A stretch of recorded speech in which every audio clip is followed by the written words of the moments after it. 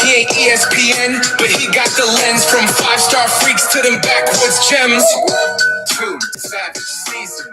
Let's be honest, nobody break it like did. Walking through combined smoke like a myth. Danny got notes on a kid with no clips. He's Boom! Greetings from YouTubeville. Happy New Year. Danny Savage, Draft Guru. If you like the video, subscribe, give it a like, hit the hyper button. Also hit the notification button so you know I go live. Now, this is not going to count as a new prospect because I dropped him back in June. And I'm going to add his video, the original video, in the comments section along with this year's highlights. So the man Charlene Evans, boom. Happy New Year. Thank you for jumping in the chat. So the guy I'm going to be talking about, I dropped him back in June. He was draft prospect 53. And so I'm going to put his video, the original video, in there. And it's ironic, back in May, so May, June, July, August, 4 months before the college football season started, I said, I see it as a below average tight end class. And here we are a couple of months before the draft, and it still is a below average tight end class. It's ironic. You got all these guys, they're popping. Oh, look at Harold Fannin, Cleveland. Look at him. He's doing so great. And I'm like, okay, well, where was he on your rankings? He was number 4 on my rankings last year, but Harold Fannin is not really a tight end. He's an overly big wide receiver who's absolutely great, but he's not going to give you anything in the run blocking department. But Harold Fannin is having a great year in Cleveland, especially. He played for Bowling Green, but especially with Cleveland's quarterback situation. But now, okay, so back in June, I dropped to this kid, Tanner Koziol. He played at Houston in 2025. In 2024, this just shows you, though, how many people do not watch tape, do not watch football. So back in 2024, he was at Ball State. And I'm watching this kid, man. I'm watching him. Oh, he had 84 catches for 840 yards and 8 TDs. That's back at Ball State. So I'm like, yo, this kid can play. Is he a perfect prospect? Absolutely not. The mad scientist in me, he's gonna have to put like 20 pounds on him to be an inline, to be like a blocker, to help inline blocking for the run game. Because as a coach once said, the difference between a college tight end and an NFL tight end is, can you run block? But evidently we're going into eras where that's simply not true, because we're seeing much smaller tight ends, but they're only succeeding on teams where their partner is 6'6", 280, 290.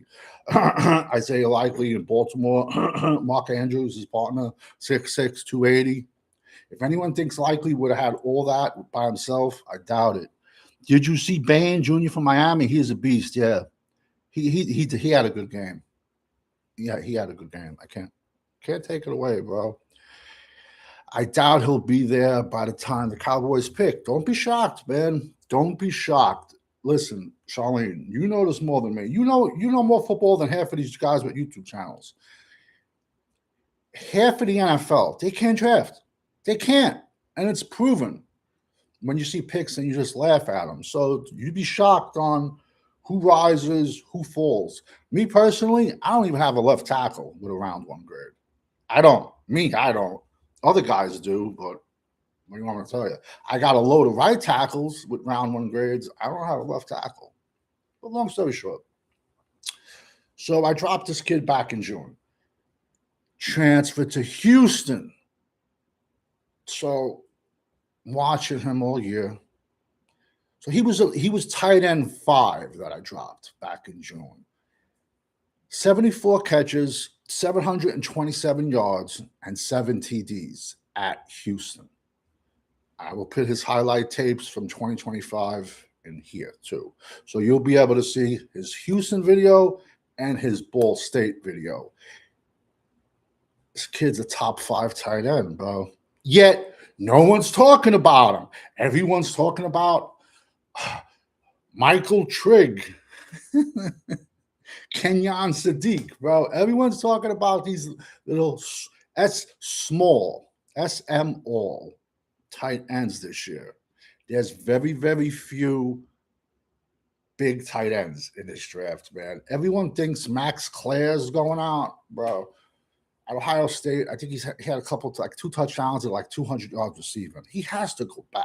He has to. He has better Purdue tape in 2024 than he did at Ohio State. And what's crazy about it is the middle of the field is open with the wide receivers Ohio State has. I don't see how Max Clare comes out. He has to go back. But this class is lacking in big dudes. If you want a shorty guy that's going to run down the field and catch some passes, yeah, but he's not going to get you anything in the run blocking department. This kid, though, his only weakness, he has to put on like 20 pounds. And, that's no problem, man. Lock him in a room and say, eat. I'm sorry, bro. I don't want to hear it. Eat more. You're not getting bigger. Eat more. You're not eating bigger. Eat more.